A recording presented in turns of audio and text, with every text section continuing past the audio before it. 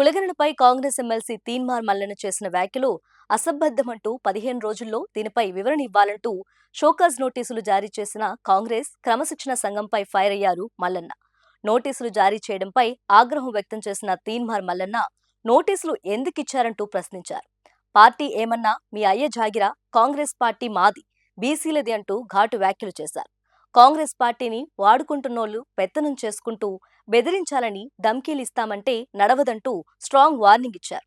బీసీలకు అన్యాయం జరిగితే బీసీలు పండబెట్టి తొక్కుతారంటూ తీవ్ర వ్యాఖ్యలు చేశారు. 2 రోజుల క్రితం తెలంగాణ అసెంబ్లీలో సీఎం రేవంత్ రెడ్డి కులగణనకు సంబంధించిన నివేదికను ప్రవేశపెట్టారు. బీసీలకు న్యాయం చేస్తామని, వారికి 42% రిజర్వేషన్ ఫలాలు అందేలా చూస్తామని చెప్పారు. ఈ నివేదికలోని సారాంశాన్ని కూడా ఆయన వివరించారు. అయితే విపక్ష బీఆర్ఎస్ నాయకులకు మించిన విధంగా ఎమ్మెల్సీ తీన్మార్ మల్లన్న సొంత ప్రభుత్వంపై విమర్శలు చేశారు. ఈ నివేదికను రెడ్డి కులగణన నివేదికగా పేర్కొన్నారు.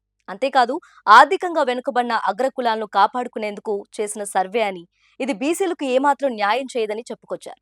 బీసీలకు అసలు న్యాయం చేసే ఉద్దేశం కూడా ఈ ప్రభుత్వానికి లేదన్నారు. దీనిని పూర్తిగా అగ్రకులాలను దృష్టిలో పెట్టుకుని రూపొందించిన నివేదికగా పేర్కొన్నారు. ఈ కమిటీలో సభ్యుడు సీనియర్ నేత జానారెడ్డి పైన తీన్మార్ విమర్శలు గుప్పించారు. కట్ చేస్తే పార్టీ మల్లన్నకు నోటీసులు పంపించింది. సమాధానం చెప్పాలని మీరు చేసిన వ్యాఖ్యలతో పార్టీ పరువు పోయిందని పేర్కొంది. అయితే దీనిపైన మల్లన్న అగ్గి మీద గుగ్గిలం మాదిరిగా మండిపడ్డారు. నాకు నోటీసులు ఇవ్వటానికి మీరెవరు? కాంగ్రెస్ పార్టీ మీ అయ్య జాగిరా అంటూ సంచలన వ్యాఖ్యలు చేశారు. మా బీసీల పార్టీని మీరు వాడుకొని మాపైనే పెత్తనం చేస్తారా అంటూ నిప్పులు చెరిగారు. అంతేకాదు బీసీలు తిరగబడే రోజులు దగ్గరలోనే ఉన్నాయన్నారు.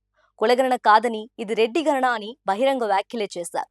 ఈ విషయం తెలిసి కూడా కొందరు కాంగ్రెస్ పార్టీ ఎమ్మెల్యేలు నోరెత్తడం లేదని, వారికి ప్రజలే తగిన విధంగా బుద్ధి చెబుతారని వ్యాఖ్యానించారు.